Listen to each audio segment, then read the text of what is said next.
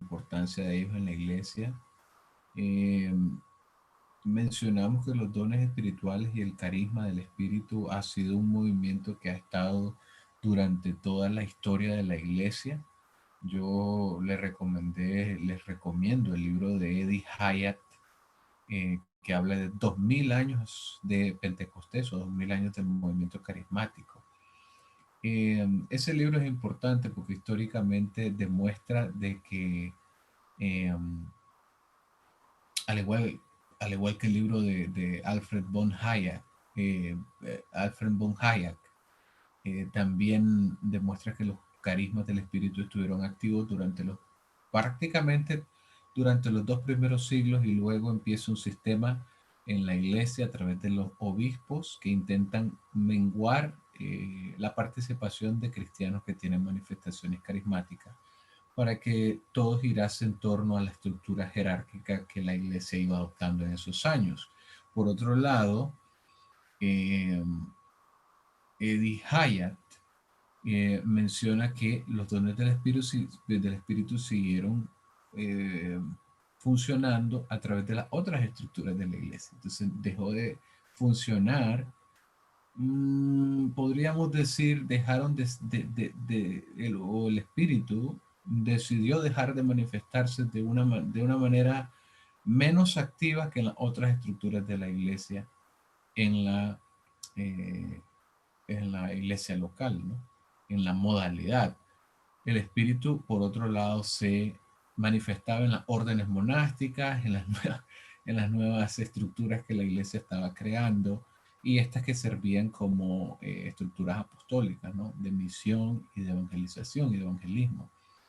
Hay un sinnúmero, ¿no? de registro histórico en el libro de Hyatt, que prácticamente los dones carismáticos se van a la sodalidad, ¿ya? Y dejan de funcionar relativamente dentro de la modalidad, que no es en todos los casos. Por ejemplo, Agustín reconocía que los dones del Espíritu habían menguado, pues que era algo mucho más raro de encontrar que en otro tiempo, o lo que el registro bíblico eh, decía.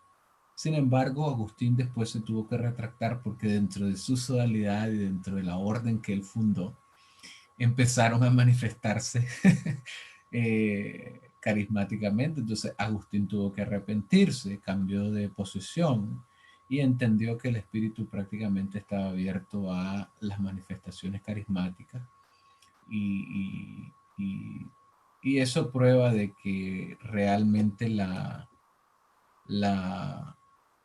las manifestaciones del espíritu pues han estado en toda la historia de la iglesia. Eso es sumamente importante. Eh, por otro lado, recapitulando, vimos un poco acerca de eh, la Trinidad económica y el rol de la Trinidad económica en prácticamente eh, en la repartición de los dones, ¿no? Vimos cómo el Padre... ¿Me está escuchando, hermano? Sí, hermano. Lo que pasa es que está detenido y no logro ver nada, ¿verdad? Pero Te lo puedo arreglar eh, en poco a poco. sí, sí, es que esto es terrible, ¿verdad? Estar luchando con esta cámara es terrible. Entonces vimos prácticamente, hermano, esa diversidad de dones. El Espíritu es el que los reparte. Prácticamente hay una participación trinitaria en la repartición de los dones. Eh, Hay diversidad de ministerios, dice, pero el Señor es el mismo. El Señor Jesucristo participa, o el Hijo participa en la repartición de dones, porque los ministerios también son incluidos dentro de las listas de Pablo de los dones espirituales que vamos a ver a continuación, porque hay 3 lugares donde Pablo, hay una de las cartas de Pedro lo menciona, pero hay 3 listas distintas acerca de eh, los dones del Espíritu. Y estos carismas eh, eh, son diversos y prácticamente en una lista aparecen otros carismas que no estaban en otra. Entonces eso es importante para ayudarnos a determinar cuál es el número de los carismas y la teología detrás de eso. Y también hablamos de que Dios tiene, Dios Padre tiene la participación también en la repartición de los dones, porque Él es el que brinda el efecto.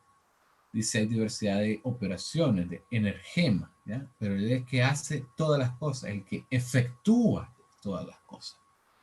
Y luego viene un pasaje aquí súper importante, que es el versículo 7, pero a cada uno les da la manifestación del Espíritu para provecho.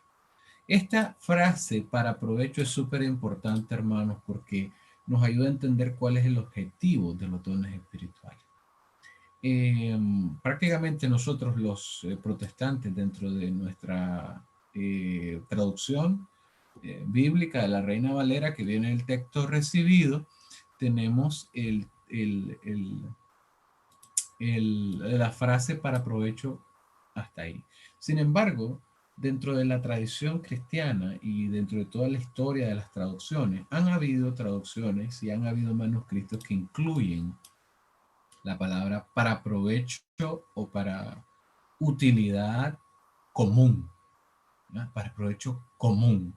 Y agregan esa palabra, pero eso ya tiene que ver un poco más con crítica textual, ¿verdad? Que por qué los traductores agregaron eso. Prácticamente podría ser que era totalmente común, y es totalmente común que algunos traductores hayan puesto palabras porque simplemente estaban acostumbrados a una idea y prácticamente, ¡pum!, la imprimen en la traducción o en la copia del manuscrito, ¿verdad? Y todo esto es parte de la crítica y de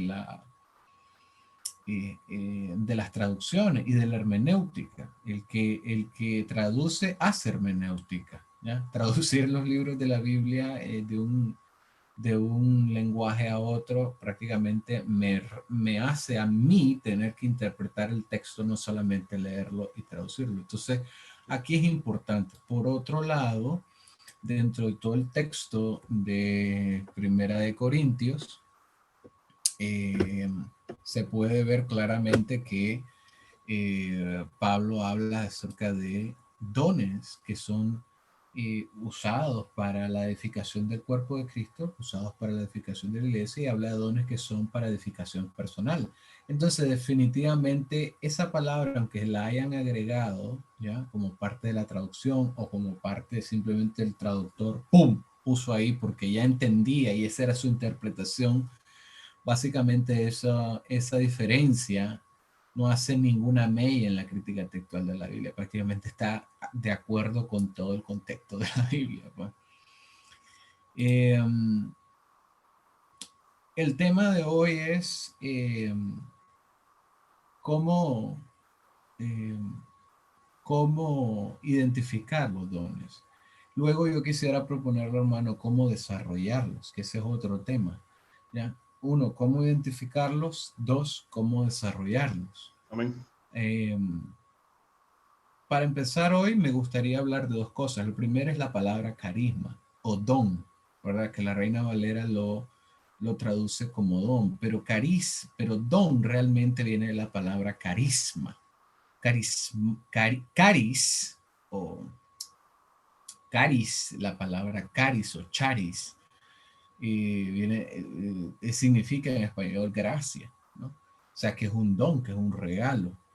Prácticamente don que Jesucristo promete a sus discípulos está en Juan 14. Les habla del consolador, de que él iba a pedir al Padre que les enviara un consolador y que si él no se iba, ese consolador no iba a venir. Entonces, la Biblia habla del don del Espíritu Santo, ¿verdad? El Espíritu Santo es un don. Y esto es importante, hermano, porque así como el Espíritu Santo es un don, el Hijo también es un don del Padre, ¿ya? Entonces, las personas de la Trinidad, ¿ya?, se están revelando a sí mismas como dones de Dios, ¿ya? Es un don de Dios tener al Hijo. Es un regalo de Dios haber recibido a Jesucristo y que Él se sacrificase por el mundo. Y también es un regalo la presencia del Espíritu Santo que mora en cada creyente. Eso es poderoso, hermanos. Ninguna religión del mundo tiene este concepto y esta doctrina, que Dios habita en nosotros, que Dios es templo del Espíritu Santo. Entonces somos portadores de Dios, ¿ya? En calidad de templo, ¿no? Ahora, hermano, ¿usted cree que nosotros como portadores de Dios no vamos a tener ningún tipo de manifestación divina o mística?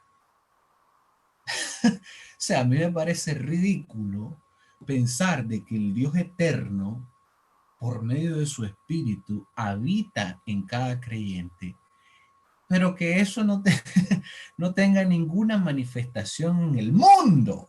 Eso es ridículo. Que cada creyente sea portador de la presencia de Dios como el arca del pacto, ¿verdad? Y que estén limitados a sentarse en su banca porque eso es todo lo que ellos pueden hacer. Eso es absolutamente absurdo. Por supuesto que como portadores de la presencia de Dios, como templos del Espíritu Santo, el Espíritu Santo se manifiesta en nuestra vida. Y esto es importante, no ponernos a nosotros mismos como un destino, es decir, el Espíritu Santo tiene el destino de morar en mí, y ahí queda. Recordemos esa traducción, ¿no? Para provecho común. O sea, que el Espíritu Santo mora en mí no como destino, sino como un canal, a través del cual sus dones, él como don principal, desprende dones en mi vida y desprende dones en la iglesia, en mi comunidad y en mis hermanos para la edificación y la transformación del mundo y la transformación y la edificación de mi comunidad, de la iglesia, el cuerpo de Cristo y también del mundo. Entonces, este charis es utilizado por Pablo y prácticamente, aparentemente, Pablo está creando una nueva palabra, hace un neologismo y usa la palabra charisma. El sufijo ma, mire qué interesante este punto, el sufijo ma en griego habla de el efecto de una acción. En este caso la acción es donar, la acción es la donación, la acción es el regalo que Dios hace, el don que lo otorga. Pero la palabra o el sufijo ma le agrega un efecto a esa palabra. Entonces los dones dados por Dios, Dios entrega el Espíritu Santo al hombre en calidad de donación, en calidad de amor, en calidad de regalo.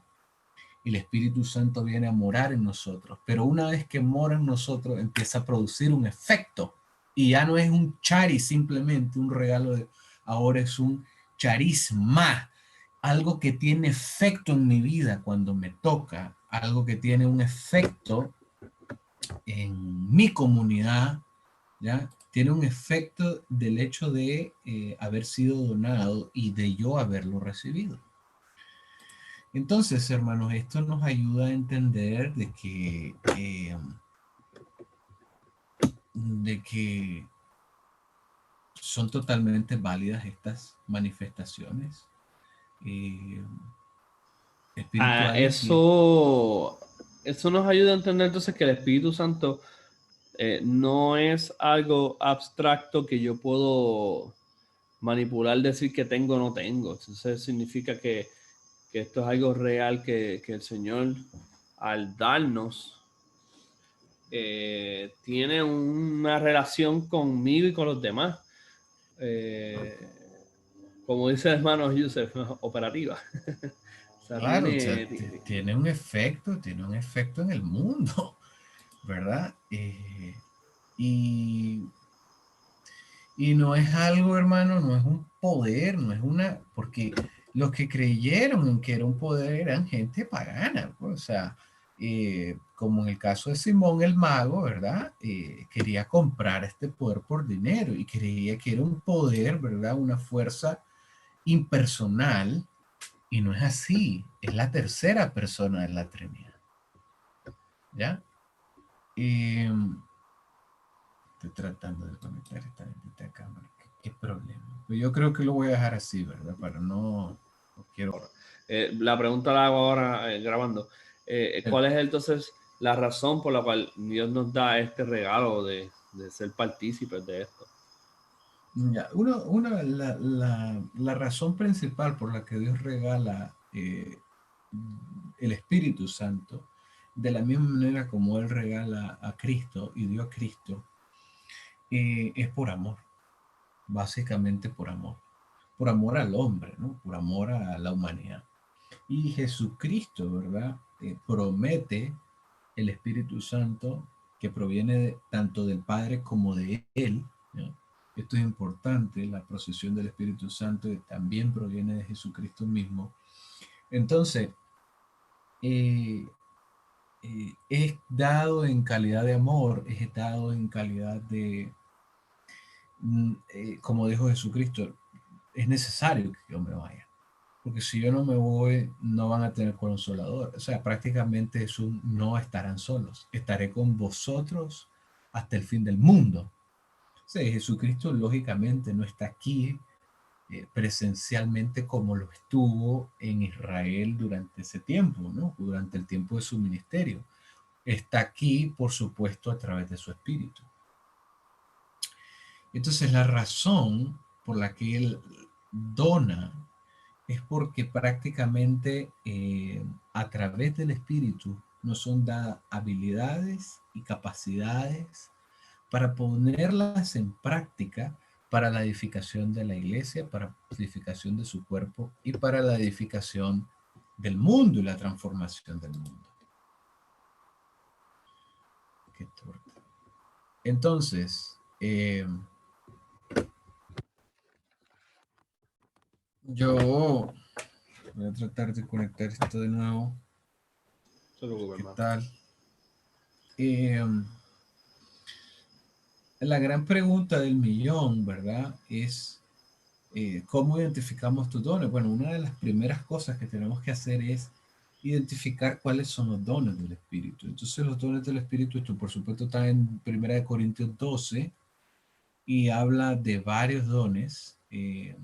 Habla de palabra de sabiduría ya de entrada en el versículo 8, palabra de ciencia según el mismo Espíritu, fe por el mismo Espíritu, dones de sanidades por el mismo Espíritu, hacer milagros, profecía, discernimiento de espíritus, diversos géneros de lenguas, habla en plural, este punto es importante, y a otra interpretación de lenguas. Pero todas estas cosas las hace uno y el mismo Espíritu, y esta parte es importante, repartiendo cada uno en particular como él quiere. Pero luego Pablo va a hablar acerca de que todos estos dones son procurables, ¿verdad? Y va a incitar a, a que pidamos el don de profecía. Porque el don de profecía prácticamente es un don a través del cual podemos recibir directamente de Dios una palabra. Y esto no necesariamente está relacionado a cosas que van a suceder en el futuro, no necesariamente. Los profetas fueron, que tenían el don y el carisma de la profecía en el Antiguo Testamento, fueron más registradores del pasado que de lo que dieron profecías para el futuro. Es decir, los profetas fueron más historiadores que predictores de lo que acontecería. Por eso tenemos a Moisés escribiendo todos los libros acerca de toda la historia del pueblo de Israel. Tenemos a Jeremías contando su ministerio durante... O sea, son historiadores. ¿Y qué nos ayuda a entender esta historia? Nos ayuda a entender... Dios mío. Nos ayuda a entender el comportamiento del pueblo con respecto al pacto y cuáles serían las consecuencias por violar el pacto. Entonces, tenemos diversidad de dones acá, y luego Pablo habla de que, y este punto es importantísimo, en el versículo eh, 12, dice, porque así como el cuerpo es uno y tiene muchos miembros, pero todos los miembros del cuerpo, siendo muchos, son un solo cuerpo, así también Cristo. Esto lo está diciendo en el contexto de estar hablando de los dones del Espíritu repartidos a cada uno como Él quiere. Porque por un solo Espíritu fuimos bautizados en un cuerpo, sean judíos o griegos, sean esclavos o libres, y a todos se nos dio a beber de un mismo Espíritu. Este pasaje es importante porque aquí la iglesia presbiteriana, la iglesia reformada, o sea, presbiteriana, porque hay muchos otros reformados que no piensan igual, basan que el bautismo del Espíritu, porque dice, porque por un solo Espíritu fuimos bautizados en un cuerpo, basan en este simple pasaje el hecho de que el bautismo del Espíritu es algo que se recibe en el momento de la conversión. Y que el bautismo del Espíritu no es un acto, o no debemos esperar que sea un acto posterior a la conversión. Y esa es una de las mayores diferencias con todos los movimientos carismáticos evangélicos, ¿verdad?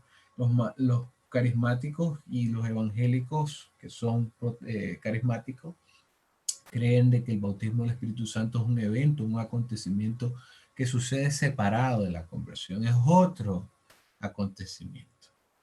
Y que el bautismo del Espíritu Santo, por lo tanto, debe ser algo que debe ser procurado.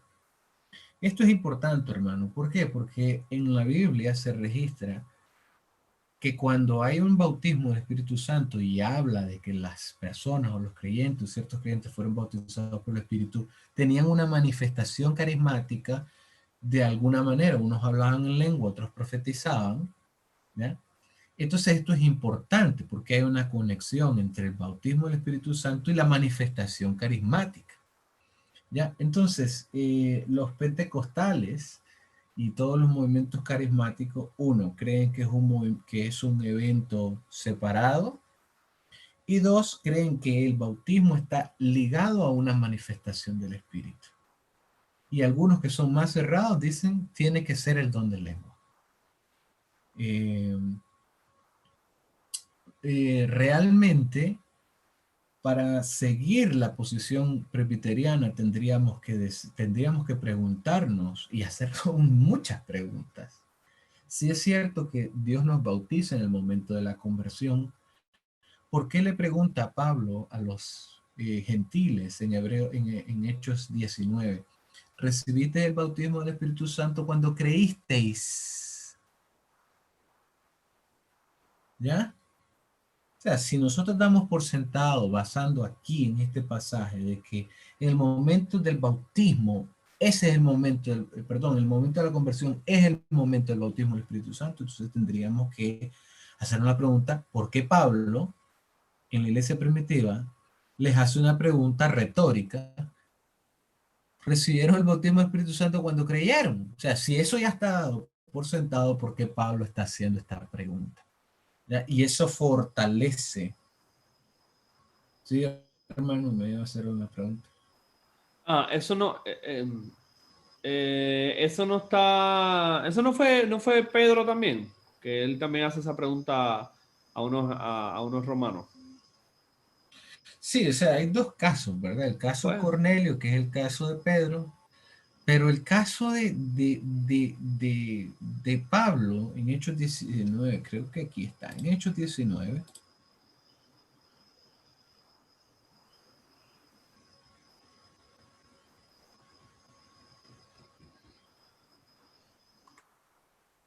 Aconteció que entre tanto que Apolos estaba en Corinto, Pablo, después de recorrer todas las regiones superiores, vino a Efeso y hallando a ciertos discípulos les dijo, ¿recibisteis el Espíritu Santo cuando creísteis?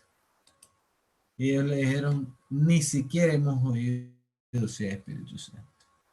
Entonces, eh, hay un problema aquí, hermenéutico, hay un problema de exégesis.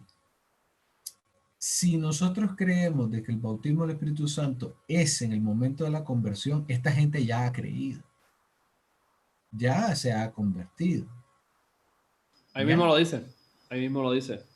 Claro. O sea, Pablo les dice, recibieron el Espíritu cuando creísteis.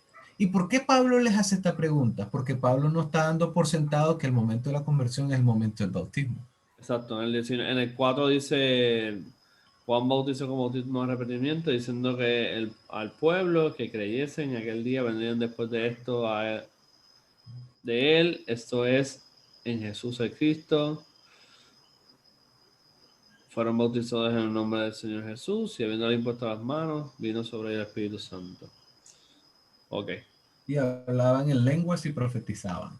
Ahí está la relación entre el bautismo del Espíritu Santo y manifestaciones carismáticas.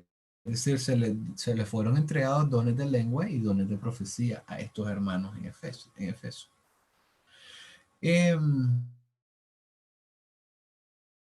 Importante, a ver, es importante tener, permítanme.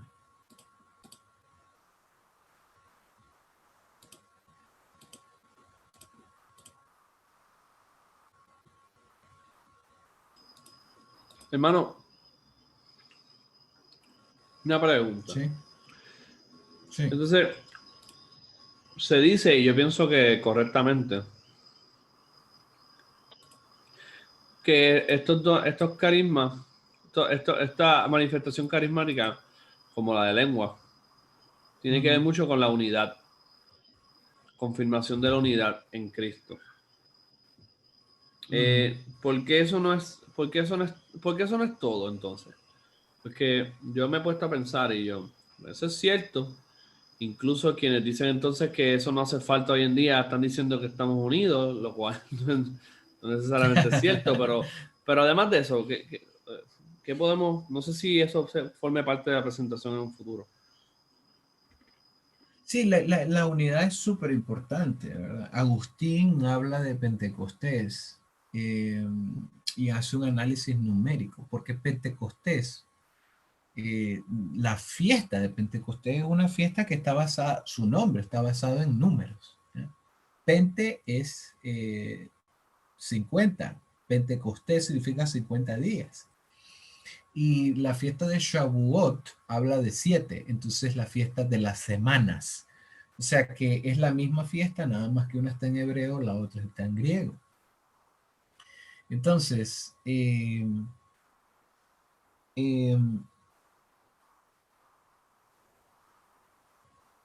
Agustín hace un análisis de los números y en la fiesta de las semanas, como está planteada en el libro de Levíticos, que es Shavuot, que es la fiesta de Pentecostés, son 7 semanas, 7 días cada semana. Son 7 por 7, 49. ¿Ya? 7, dice Agustín, es el número de la perfección de Dios. Es un número que denota la perfección, lo perfecto, lo bueno. 7 días Dios creó al mundo. Entonces, todos estos números se repiten. Y yo tengo una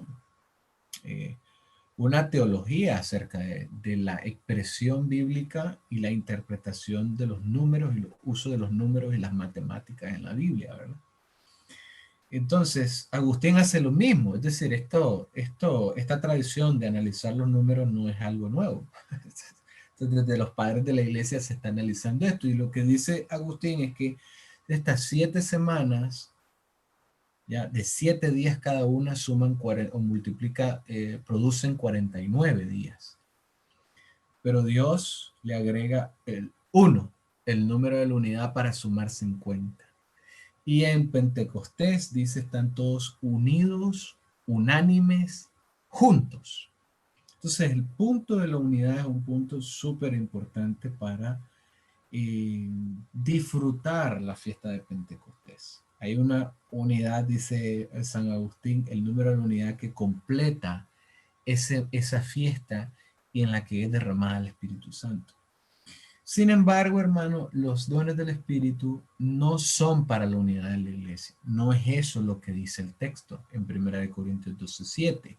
Lo que dice es que es para provecho, es decir, es para utilidad, es para edificación. Y cuando nosotros leemos toda la carta de Corintios, básicamente capítulo 12 y capítulo 13 que habla del amor, capítulo 14, vamos a encontrar ahí que prácticamente hay dones, por ejemplo el de la profecía, en el que toda la iglesia es edificada. Y por supuesto, si alguien tiene don de sanidad, que me diga a mí que el que se sana no es edificado. Por supuesto que es bendecido. Entonces, yo quisiera más bien mostrar Romanos 12. A ver, Romanos 12, del 6 al 8, para mostrar otros dones, ¿no? De manera que teniendo diferentes dones, ¿ya? Según la gracia, según el charis, el amor, el don que nos es dado, si el de profecía, úsese conforme a la medida de fe. O si de servicio, en servir. O el que enseña, en la enseñanza. El que exhorta, en la exhortación. El que reparte, con liberalidad, perdón. El que preside, con solicitud. El que hace misericordia, con alegría. Y luego, casualmente, empieza a hablar del amor. El amor sea sin fingimiento, aborrecer lo malo, seguir lo bueno. ¿Por qué este patrón? ¿Por qué después de hablar de los dones, habla del amor? Exactamente lo mismo que en 1 Corintios 12 habla de dones, capítulo siguiente, el amor. Pero si yo hablase lengua angelical o lengua humana y no tengo amor, vengo a ser como címbalo que retiñe. En otras palabras, hermano, los dones espirituales son dones para la edificación del cuerpo, que son practicados en el amor de los hermanos, en el amor del pobre, en el amor, por ejemplo, el que reparte, el que da, aquel que tiene un corazón altruista, tiene ese don, un don, y lo hace por amor o lo hace para ser reconocido de que él es el hermano que más da.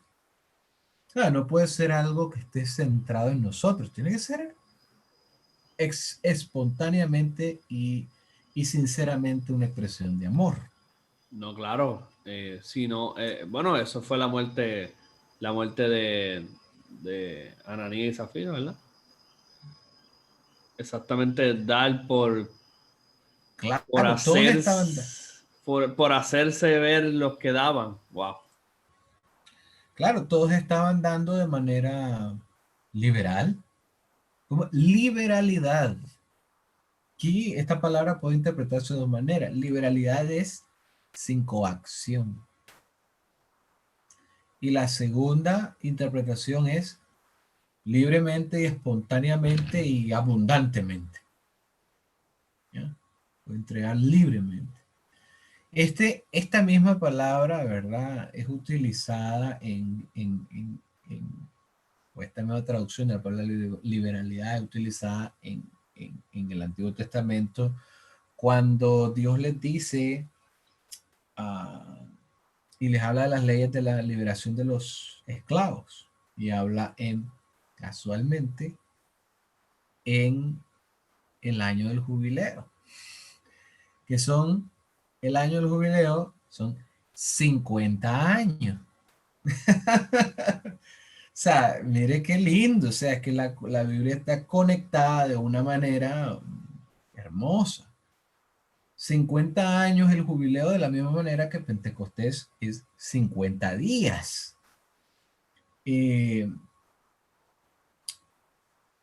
¿Por qué? Porque prácticamente el año del jubileo está apuntando hacia la promesa del Espíritu Santo. Por eso es que los cautivos son liberados. Por eso es que Jesús dijo, el Espíritu de Dios está sobre mí para ungir, ¿verdad?, a los quebrantados de corazón, para liberar a los cautivos, ¿ya? Entonces, prácticamente para dar libertad a los esclavos. Todos nosotros éramos esclavos del pecado. Entonces, el punto es que los que liberaban a los esclavos debían de darle dones. Debían de darle dones al esclavo que es liberado. Y Dios le ordenaba que ese esclavo tenía que ser bendecido, ¿no? Con dones de manera liberal, de manera libre y espontánea. Ciertamente no hay coacción, pero ciertamente Dios le demandaba que tenían que darle dones a los esclavos. Pues eso es lo mismo que sucede en Pentecostés, ¿ya? Estábamos todos esclavizados y Dios derrama su espíritu el día de Pentecostés, que es el gran jubileo, y a esos que éramos esclavos, Dios nos reparte dones libremente, abundantemente, y por supuesto estos dones son puestos en favor de aquellos que hemos sido liberados, que son consiervos nuestros, pero también en favor de aquellos que están esclavos aún. Y la idea es liberar a esos que están cautivos de la manera como Él nos libró a nosotros. Ahora, eh, para no,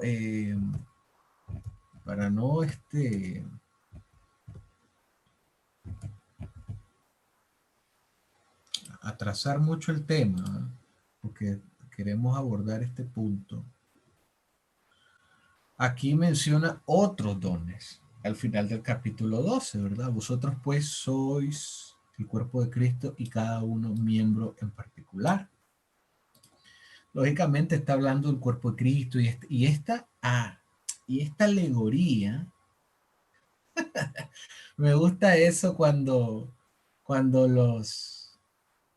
algunos reformados, ¿verdad?, critican las alegorías, pero es que las alegorías están por toda la escritura. Este cuerpo de Cristo es místico, es una alegoría, ¿no? Y esta alegoría, ¿ya?, ¿de dónde viene? Tenemos que analizar de dónde viene esta idea o esta imagen del cuerpo de Cristo y la iglesia como el cuerpo de Cristo y siendo la cabeza. ¿De dónde viene esta doctrina de Pablo?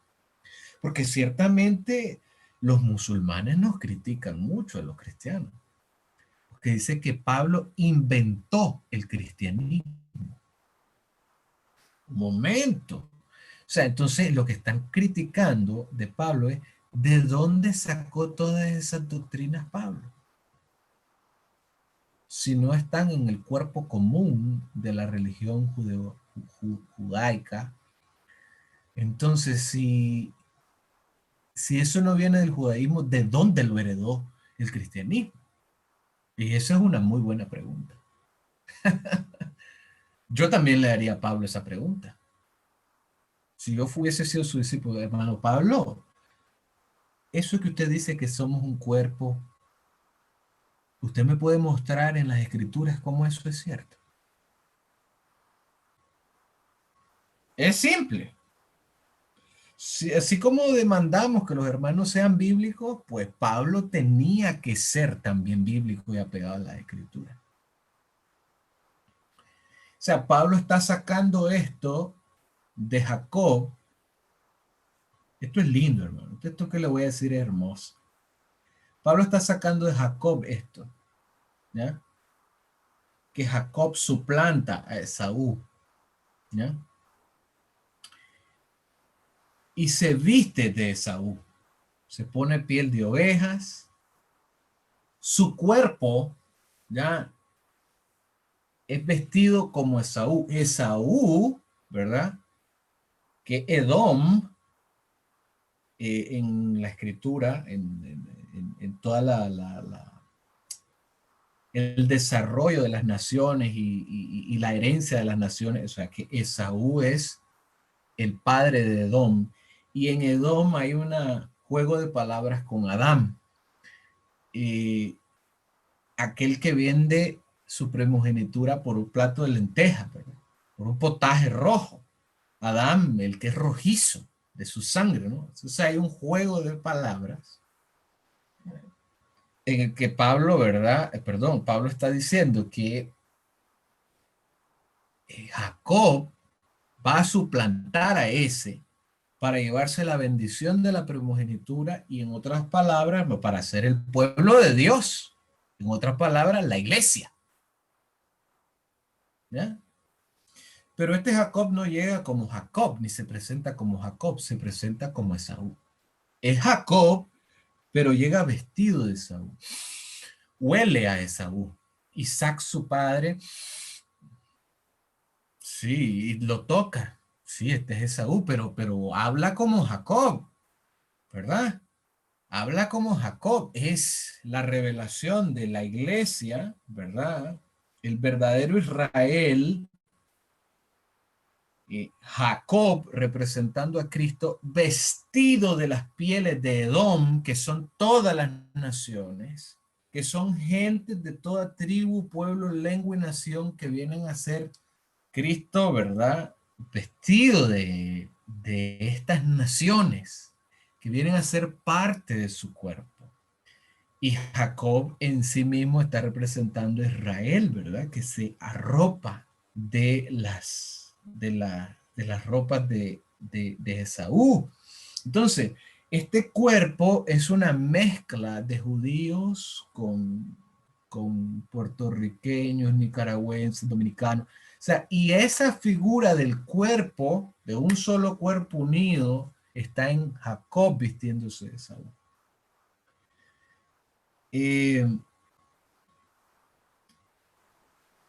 Pero todo esto, Pablo lo está hablando en el contexto de los dones espirituales. ¿Por qué lo está hablando en este contexto? Porque estos dones son para la bendición de un cuerpo. Ciertamente unos son manos, otros tienen diferentes funciones y todos funcionan entre sí. ¿Ya? Entonces, aquí menciona en Hechos 2, en 1 Corintios 12, otros dones, ¿ya? Y aún nos puso Dios en la iglesia, primeramente apóstoles. Y estos son dones más funcionales. Por eso al inicio, ¿verdad? Pablo hablaba de que los ministerios son entregados por el Señor y el Señor es el mismo. ¿Ya? Entonces los ministerios también son dones. ¿Ya? Luego profetas. Lo tercero, maestros. Luego los que hacen milagros. Es decir, los está poniendo tanto los dones operativos o ministerios junto con dones específicos como el de hacer milagros, los que sanan, los que ayudan, los que administran, los que tienen don de lenguas. Y aquí viene otro punto importante. Son todos apóstoles, son todos profetas, son todos maestros, todos hacen milagros, tienen todos dones de sanidad. Lógicamente, Pablo está haciendo preguntas retóricas. ¿Hablan todos en lenguas? ¿Interpretan todos? Lógicamente no. Ya lo dijo inicialmente, que todos somos un cuerpo y que cada uno tiene su propia función. Procurad pues los dones mejores, mas yo muestro un don más excelente y procede a hablar del amor. Pero a este punto es importante, los dones son procurables. ¿No? Los dones se pueden buscar, se pueden procurar, se pueden pedir. Como después dice en el capítulo, creo que es el capítulo 14, que dice, pero pedid el don de profecía. Entonces, ¿cómo identifico todos estos dones? Ahora que ya los veo. Ahora, este punto es importante, hermanos. ¿Por qué hay varias listas de dones? Acabamos de leer una más adelante en Primera de Corintios, después leímos una en Romanos, luego vemos que añade en Primera de Corintios añade otros dones adicionales. ¿Por qué esto es importante? Entonces, cuando hacemos una suma de los dones, y esto varía en dependencia de tu teología, ¿verdad? Si vos tenés una teología reformada, vas a decir que no está ninguno, ¿verdad? Quizás solo el de pastor. Eso mismo es lo que le iba a decir, que yo he escuchado incluso reformados enseñando esto, y ellos mismos admiten que presbiterianos admiten que Pablo tiene que aclarar ese punto ahí en Corintios, porque siempre nosotros tenemos una tendencia a querer la preeminencia de nuestros dones. Claro. Y eso es lo que vivimos ahora, en la preeminencia de 2 o 3 dones, ¿no? Claro, porque es que recuerde que estos dones son para la edificación del cuerpo de Cristo, ¿verdad? Y nos habla del amor subsiguientemente. Entonces, lo que trata de decirnos es que estos dones son para la edificación de uno entre otros, ayudándonos mutuamente. Y después nos dice en esta fase del amor, si yo hablo lenguas humanas y yo hago milagros y yo hago, prácticamente pues no estoy haciendo nada, no soy nada. Eh, para no, para que no nos gloriemos de estos dones que Dios nos regala y deposita en nosotros. El problema, de verdad, es que sí han habido algunos que han dicho que los dones de los demás no están válidos y que solo el de ellos existe. Y en este caso, los obispos y los pastores y los que enseñan. Ellos están diciendo, no, ustedes no tienen dones, solo nosotros. Y el único don que está vigente es el de pastores, el de maestro, ¿verdad? Y si ustedes quieren ser partícipes de esos dones, tienen que apuntar a este ministerio, pero ningún otro. O sea, prácticamente están violando la carta de primera. Exactamente, eso es lo mismo que he escuchado incluso. Yo escuché las predicaciones de R.C. Sproul hablando de Corintios, y cuando él toca este capítulo, él lo dice a sí mismo. Él dice, el problema es que la iglesia siempre ha tenido esta situación, y él no es carismático, y él decía, Interesante. siempre está esta situación en la iglesia en donde siempre hay unos dones que quieren prevalecer sobre otros, y lo importante es que estos son parte del cuerpo para edificarnos unos a los otros. Entonces yo decía, wow, usando incluso interpretaciones de un hermano como ese, yo puedo llegar a la conclusión de que lo que vivimos ahora mismo en Occidente en la iglesia es que hay 2, 3 dones que quieren ser preeminentes, quieren estar por encima de los otros dones, y lo han hecho a cuenta de decir que el Espíritu Santo pues no se manifiesta incluso. Claro. Ahora, hermano, es importante mencionar que si decimos que el Espíritu Santo no se manifiesta, estaríamos negando la inmanencia de Dios. Es decir, Dios ya dejó de ser inmanente. Eso es una crítica que hace Rushdoony bien interesante, que él dice que a los reformadores nos encanta la soberanía de Dios en la trascendencia, pero no en la inmanencia. Es triste. Es triste. Y lo que pasa entonces es que esa inmanencia es reemplazada por algo, porque es que el hombre nunca va a dejar un vacío, porque Dios creó al hombre de tal manera que siempre surte a sus necesidades y le sirve en ese sentido. O sea, Dios siendo Dios, da a su Hijo en rescate por nosotros. El Hijo y el Padre envían a su Espíritu como el que nos exhorta, como el que nos enseña. Él es nuestro maestro, Él es nuestro guía, ¿verdad? Entonces es algo que necesitamos, evidentemente. Y Dios en su gracia lo da. Pero cuando nosotros lo quitamos y lo rechazamos, con algo lo vamos a reemplazar. Y lo que dice Patrick Johnston en su libro de La iglesia es más grande de lo que usted piensa, y lo que dice Alfred von Harnack, es que, y lo dice Eddie Hyatt, es que los dones del Espíritu fueron reemplazados con los oficios de obispo y de ancianos y de pastores. Entonces, la inmanencia se vuelve la estructura y la jerarquía. Entonces, por eso es que tenemos del lado católico toda una estructura jerárquica en donde nos dice, ¿verdad?, que el Papa es vicario de Cristo. Ahí está la inmanencia. Ahí está la inmanencia. Aunque, ¿verdad? Y irónicamente, los católicos son carismáticos. Irónicamente, entonces lo que han hecho no es que han reemplazado al Espíritu Santo, lo que han hecho es elevar al papado y a toda su estructura jerárquica a un nivel divino. Entonces, nosotros debemos de ser conscientes de esto. Ahora, hermano, yo para ir entrando en materia, por eso le decía, tenemos que entrar a la parte teológica primero.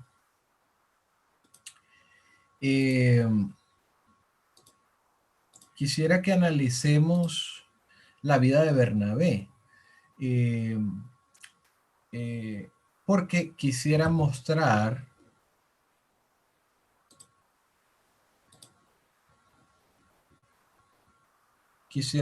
fases de su vida, porque yo quisiera que abordáramos dos ejemplos, por lo menos, el ejemplo de Bernabé, el ejemplo de Timoteo y el gran Pablo, para que usted vea, para que veamos en la Biblia el desarrollo de su carisma, ¿ya? Del carisma otorgado por Dios a estos personajes y ver su desarrollo y su desenvolvimiento en la iglesia y el desarrollo de sus dones en la iglesia. Muy bien.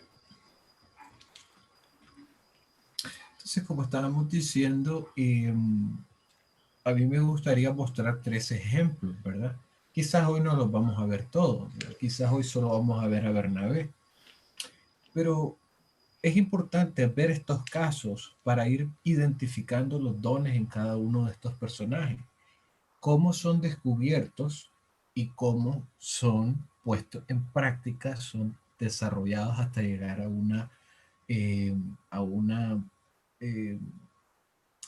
un despliegue pleno en el uso de los dones para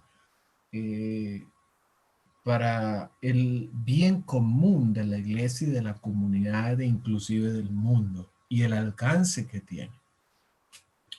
Entonces, hay ciertos vistazos en la vida de Bernabé que nos ayudan a entender los dones que le fueron repartidos. Porque el Espíritu, según Pablo y la doctrina, ¿verdad?, cristiana, los da el Espíritu como Él quiere. ¿Ya? Entonces, dice el libro de Hechos, que casualmente usted lo mencionó cuando yo hablé del don de repartición, el don de dar libremente, el don de el altruismo, de dar, de compartir. Usted identificó, y eso es bueno, porque ya identificó cómo puede ser un don de ese tipo, ¿ya? Y eso fue lo que sucedió en la iglesia de Jerusalén. Había gente con necesidad y los que tenían propiedades voluntariamente ofrendaban el precio de su propiedad para donarlo. Eso es un don. ¿Verdad? Un don que el joven rico no tenía.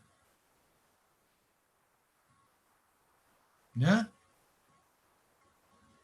Y yo me gusta pensar en el joven rico como el 13º apóstol, pero fracasado, frustrado. ¿Ya? Porque o sea, a Jesús lo seguían multitudes, pero a ese fue que le dijo, si quieres ser perfecto, ve, vende todo lo que tiene y sígueme. Esas palabras no se las hizo a cualquiera Jesús, se las hizo a sus 12 nada más.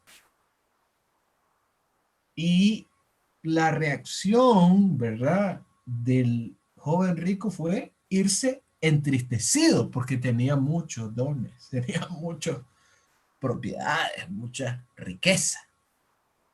Evidentemente es un don que no tenía. Y Jesús responde con molestia, ¿verdad? Jesús se molesta.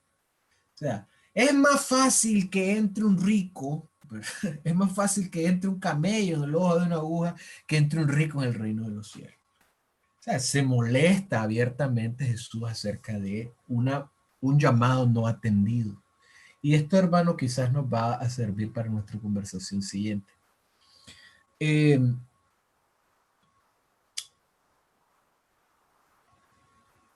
Todos los creyentes empiezan a poner sus propiedades, a venderlas y las reparten y después las repartían cada uno según su necesidad. ¿Quiénes hacían esa repartición? Los apóstoles.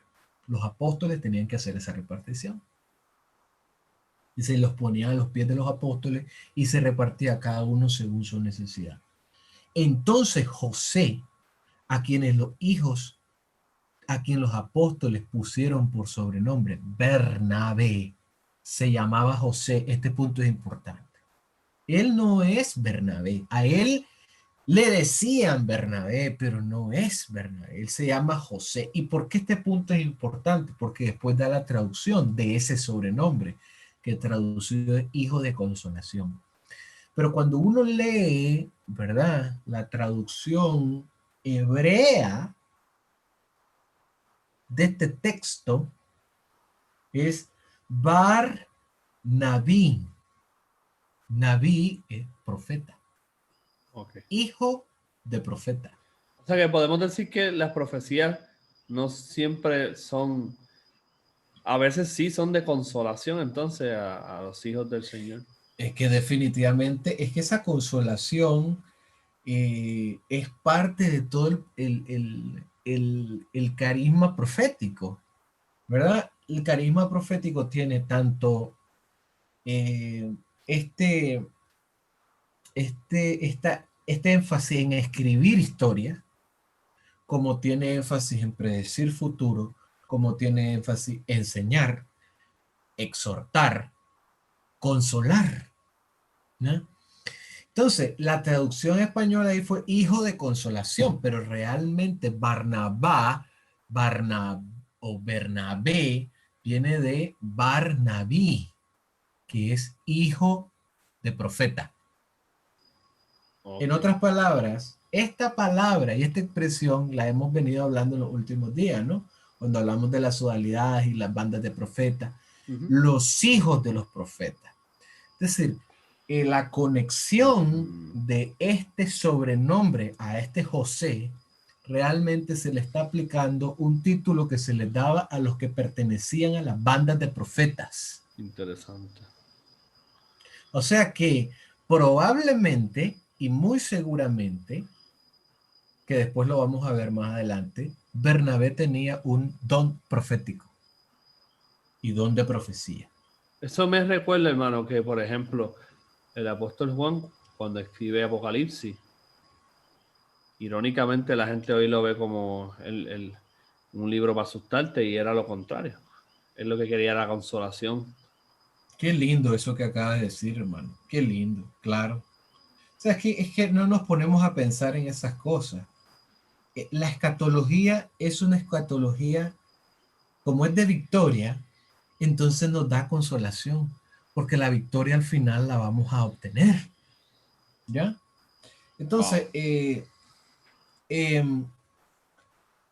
este era levita, ¿ya? Ya que venía de la tribu de Leví, probablemente podía servir en el templo natural de Chipre, ¿ya? Y como tenía una heredad, la vendió y trajo el precio y lo puso a los pies de los apóstoles. Este hombre tenía el don de repartir, de dar. ¿Ya? O sea, ¿cómo lo puede entonces, cómo identificar los dones cuando la gente ya los está poniendo en práctica, hermano? Esto es como Jonathan Edwards y como Mises. ¿Cómo tú Claro, sabes la acción humana? Pues cuando lo ves. así es. ¿Ya?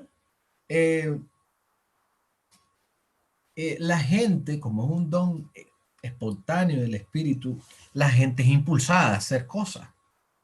La gente hace cosas porque es impulsada por Dios a hacerlas. O sea, nadie coaccionó a los creyentes en Jerusalén para traer sus propiedades, vender y traer lo vendido para ser repartido. Nadie. De hecho, eso es lo que le dice Pedro a Ananías. Dice, tu propiedad estando en tu poder no se te quedaba a ti.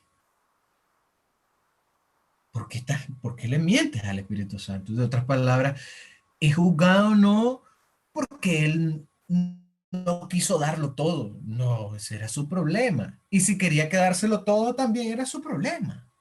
Pero su pecado fue mentirle ¿a quién? Al Espíritu. Espíritu.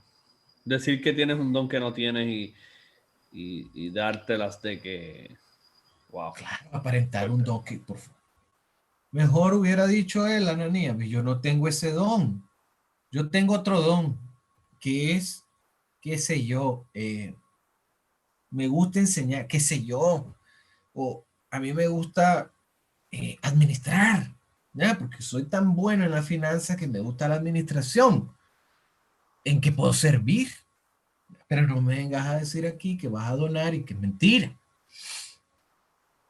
Entonces, Bernabé, hay una fuerte conexión con su don de profecía por el sobrenombre que le ponen, y por otro lado tiene un don en el que él regala con liberalidad. Ahora, el otro es, siguiendo su línea, su desarrollo de Bernabé, dice Hechos 9:26, cuando llegó a Jerusalén, trataba de juntarse con los discípulos. Es una fase en la que Bernabé está creciendo en los dones. O sea, en su primera fase, podemos decir en su niñez, ¿no? En su niñez espiritual se le pueden identificar algunos dones, pero a la medida que el creyente va creciendo, el Espíritu Santo va revelando otros dones en él, ¿ya? Que al final le van a dar un carisma personal al individuo, ¿ya? Que va a fortalecer todo un ministerio y toda una vocación a lo largo de su vida. Entonces, no es que nos quedamos con un don y ya está. O sea, en la vida de Bernabé se puede ver un desarrollo, ¿ya?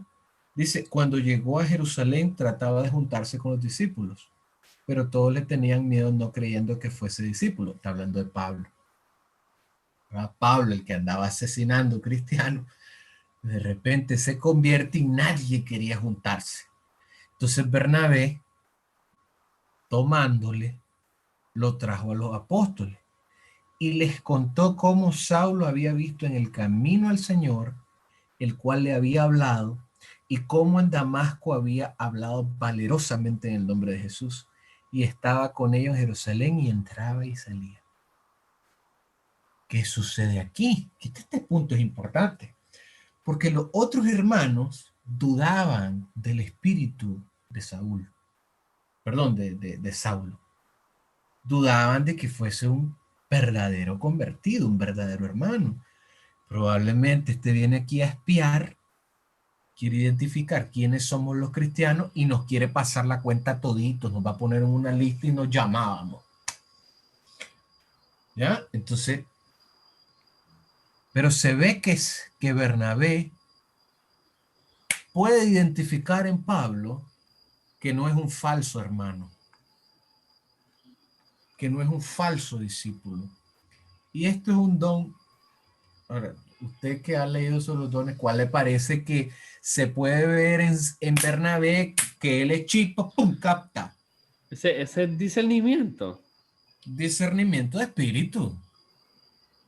Ese es el discernimiento. Bernabé discierne, no, este hombre es verdadero convertido. Es más, lo llevo donde los apóstoles y les cuento que este hombre verdaderamente ha conocido a Cristo, que Cristo se le reveló, que ha puesto su vida en Damasco en peligro, predicando el nombre de Jesucristo.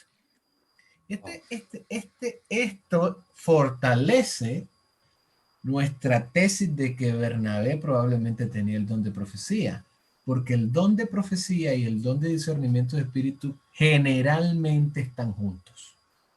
Cuando usted ve en el Antiguo Testamento ese discernimiento de los profetas, cuando venía y le decía, oh, no, este me está mintiendo. Ya está. Eso venía, ¿verdad? Viene como un paquete del Espíritu Santo, ¿verdad? Como un paquete de dones que te prepara para situaciones en las que tenés que poner en práctica tu carisma, pues. Uh-huh. Wow. Entonces se ve que exhorta también, sigue con este trabajo profético de la exhortación, ¿ya? Y exhorta a los apóstoles a recibir a Pablo, ¿ya? Okay. Lo toma, lo lleva a los apóstoles y les cuenta cómo Saulo había visto el camino del Señor. O sea, esa exhortación también es una tarea profética y se ve, ¿no? En los profetas. El otro es en Hechos 11, ya termino, hermano. No, 25, 26. esto está hermoso, hermano, de verdad que sí. Estoy disfrutando aquí. Entonces dice, cuando está en Antioquía, ¿ya? Bernabé dice, fue Bernabé a Tarso a buscar a Saulo. Ya había tomado a Saulo y ya se lo había presentado a los apóstoles, ¿verdad? Y le dice, este hombre realmente es un convertido. Exhortó hasta a los apóstoles mismos. Y hallándole, ¿verdad? Le trajo a Antioquía. Y se congregaron allí todo un año con la iglesia y enseñaron a mucha gente. ¡Pum! ¿Ya? Tiene un don de enseñanza también el hombre. No sé, que el hombre tiene un combo tremendo, ¿verdad? Y a los discípulos, de manera impresionante, se les llama cristiano por primera vez en Antioquía. Y Bernabé tiene mucho que ver con eso, por supuesto. Entonces Pablo sigue, Bernabé sigue exhortando, sigue enseñando, sigue evangelizando, discipulando, y va a buscar a Saulo. Es un hombre muy fiel, parece, y va a buscar a Saulo y dice, ahora, ¿sabes qué? Ahora vas a trabajar conmigo. ¿Ya? Saulo es Saulo, Pablo es Pablo por Bernabé, hermano. Pablo se le abren las puertas porque hay un Bernabé en su camino. Lo salva de la iglesia de Jerusalén, ¿verdad? Que todos estaban ahí que ni lo querían, ni le querían acercarse. Y por otro lado, cuando Bernabé es enviado a la iglesia de Antioquía, me llevó a Pablo. ¿Ya? Entonces Pablo es enviado a la misión en Antioquía. ¿Por quién? Por Bernabé. Y lo manda con él. Entonces esa historia es lindísima, ¿no? Y el discernimiento se ve también ahí. Claro. Es triste, a mí me da tristeza cómo al final se separan, pero bueno, son cosas de Dios y listo. Bueno, en el capítulo 13, había entonces en la iglesia que estaba en Antioquía profetas y maestros. Ya habíamos medio identificado de que Bernabé puede ser un profeta. Lo comprobamos con su discernimiento de espíritu, ¿verdad? Y luego se nos indica que hay, ¿qué pasó? Está viendo, lo logra ver. No sé. Ahí. Entonces, luego se nos indica que hay profetas y maestros en Antioquía. Y Bernabé está presente. Ya otro indicio que nos dice que este hombre realmente es muy probable que tenga el don de profecía. Simón, el que se llamaba Níger, Lucio Sirene, Manaén, el que se había criado con Herodes el tetrarca, y Saulo. Ministrando estos al Señor y ayunando, dijo el Espíritu Santo, apartadme a Bernabé a Saulo para la obra a la que os he llamado. Entonces, habiendo ayunado y orado, les impusieron las manos y los despidieron. Mire qué interesante, los despidieron, no los envían. La iglesia no envía. Es el Espíritu Santo el que envía. Entonces ellos, enviados por el Espíritu Santo, ¿ya?, descendieron a Seleucia y navegaron a Chipre. Y llegados a Salamina, anunciaban la palabra de Dios en la sinagoga de los judíos. Y también tenían a Juan como ayudante. Aquí se dispara el ministerio de Bernabé y se dispara al don del apostolado, al don de la misión fronteriza, al don de la predicación del evangelio en otros pueblos. O sea, ya es enviado, es calidad de apóstolos, ya es enviado y él ya participa como apóstol. Pero Lester, solo 12 apóstoles podemos tener, con la excepción del apóstol Pablo, que como un abortivo es agregado, ¿verdad?, a la lista de apóstoles, pero solo hay 13 apóstoles. El apostolado ya cesó, porque nosotros somos cesacionistas. Bueno, entonces explícame cómo.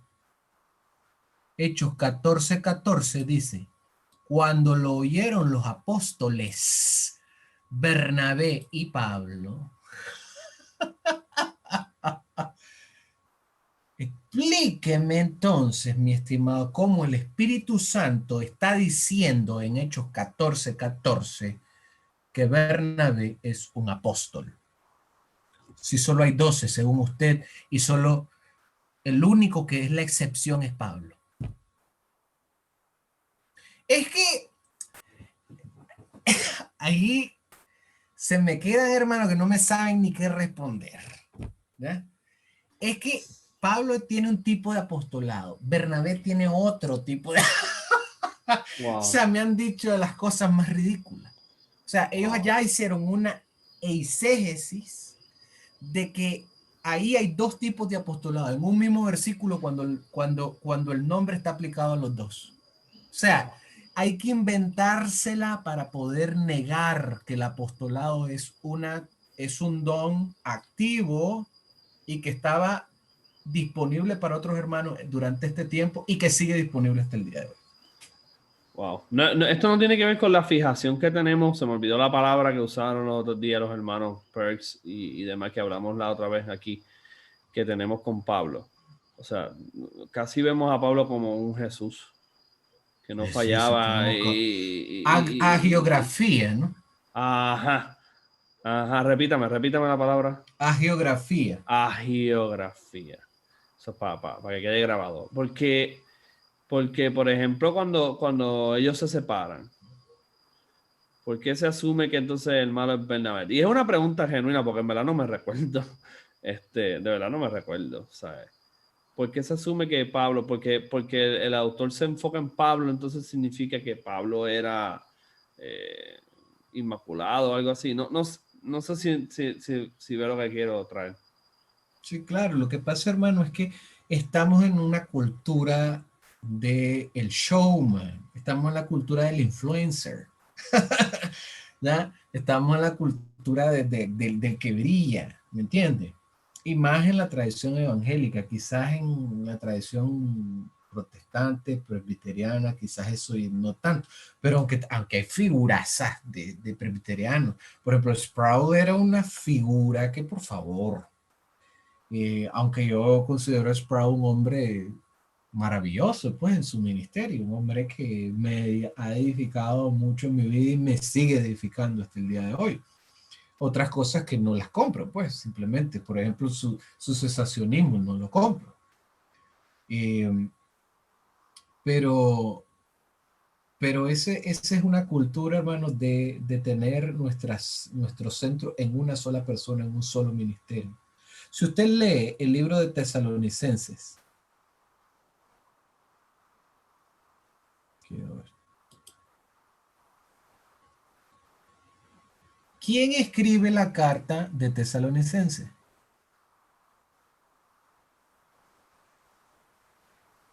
Tres personas: Pablo, Silvano y Timoteo. Pero decimos la carta de Pablo a los tesalonicenses, un momentito, y que los otros dos están pintados ahí.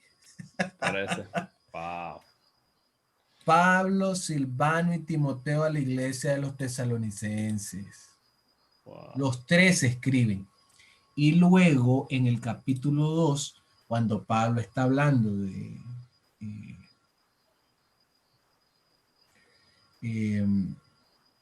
del trabajo, ¿verdad?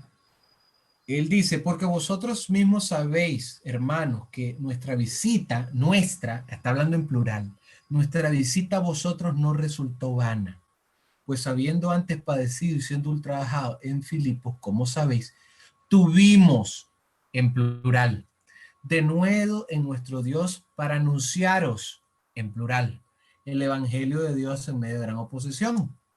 Porque nuestra exhortación no procedió de error ni de impureza, de nuevo en plural, ni fue por engaño.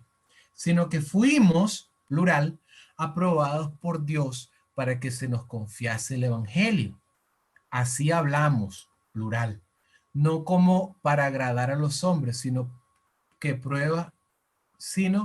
a Dios que prueba nuestros corazones, plural. Porque nunca usamos de palabras lisonjeras, plural. Como sabéis, ni encubrimos avaricia, plural. Dios es testigo. Ni buscamos gloria de hombre, plural. Ni de vosotros ni de otros, aunque podíamos seros carga, plural, como apóstoles de Cristo. Hay dos más ahí. Espérate, vamos por 14, 15, 16, hermano. Hay muchos apóstoles ahí. Yo le puedo mostrar hasta 25 apóstoles en la Biblia. Eso me encanta. Eso me encanta. Entonces, ¿de dónde sacaron eso, verdad? Wow, hermano. De que solo 12 y que Pablo es la excepción. Momentito. Ustedes lo que les hace falta es una buena hermenéutica, una buena exégesis. Entonces dicen que la carta a Timoteo es una carta pastoral. Porque le estaba enseñando Pablo a Timoteo a ser pastor. Timoteo no es pastor. Timoteo es apóstol. Wow. ¿Ya? Entonces, para que sigamos, ¿verdad?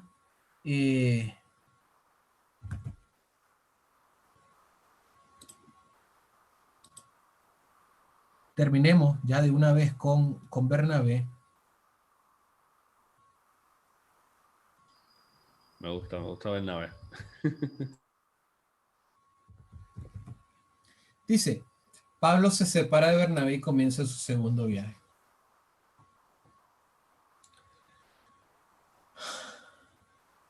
Después de algunos días, Pablo dijo a Bernabé, volvamos a visitar a los hermanos en todas las ciudades en que hemos anunciado la palabra del Señor para ver cómo están. Y Bernabé quería que llevasen consigo a Juan, el que tenía por sobrenombre Marquito, ¿verdad? Que era sobrino de Bernabé. Pero a Pablo no le parecía bien llevar consigo al que se había apartado de ellos en Panfilia, ¿ya?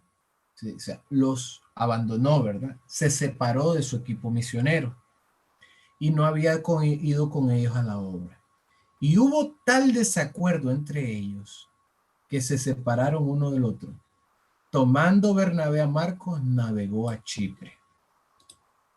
Y Pablo, escogiendo a Silas, que es el mismo Silvano que acabamos de leer en Tesalonicense, salió encomendado por los hermanos a la gracia del Señor y pasó por Siria y Sicilia, confirmando las iglesias.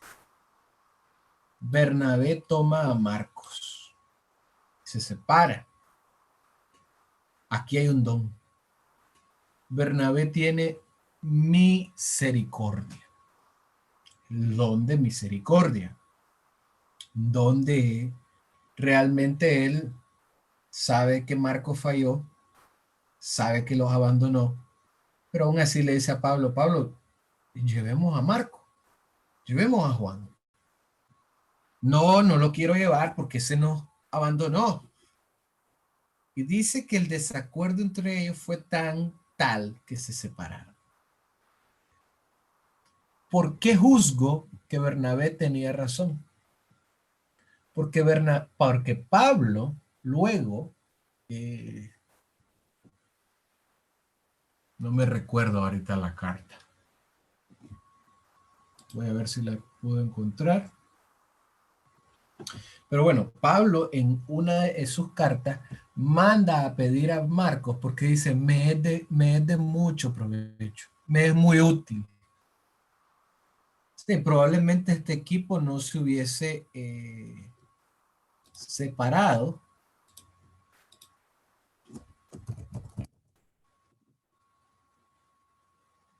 Aquí está, segunda de Timoteo 4:11. Solo Lucas está conmigo. Toma a Marcos y tráele contigo porque me es útil para el ministerio. ¿Ya? O sea, Pablo luego de esa separación se da cuenta, no, Bernabé tenía razón, este muchacho, aunque nos haya abandonado, tiene mucho potencial. Hombre, si Bernabé a mí me buscó cuando nadie se quería juntar conmigo. Cuando lo enviaron a Antioquía me fue a buscar y me llevó. Pablo tuvo misericordia, Bernabé tuvo misericordia conmigo. O sea, estoy pensando como Pablo, ¿verdad? Bernabé tuvo misericordia conmigo cuando nadie me miraba bien. Hombre, voy a buscar a, ver a Marco. Yo me imagino toda esa, me hago una película en mi mente, hermano, de todos estos hermanos viviendo esas situaciones y después analizo estas cosas. Y verdaderamente veo que Bernabé tuvo misericordia de Marco. Y esto después es confirmado en la historia de la iglesia porque Agustín eh, pelea, ¿ya? Tiene luchas contra el partido de los cristianos que decían que aquellos que le habían negado la fe ya no podían volver a servir como ministros y ya no podían volver a ser tomados en cuenta dentro de la comunidad. Y Agustín luchó contra eso. O sea, es cierto que en el calor de la persecución muchos negaron a Cristo, pero Agustín tuvo misericordia para que fuesen integrados. Y esa herejía fue condenada. Entonces, uno puede ver, hermano, cómo los dones, cuando la gente ya lo está ejecutando. Me gustaría en la Me próxima clase, encanta. ¿verdad? Analizar Timoteo, podemos analizar a Pablo. Esto me ayuda mucho, hermano, porque estamos siendo literalmente prácticos usando las escrituras, tratando de discernir o de observar los dones, y eso es lo que necesitamos practicar, ejercer esto. Y tal vez eso tenga mucho que ver con lo que usted menciona que sería bueno que hagamos después. Sí, sí, claro que sí.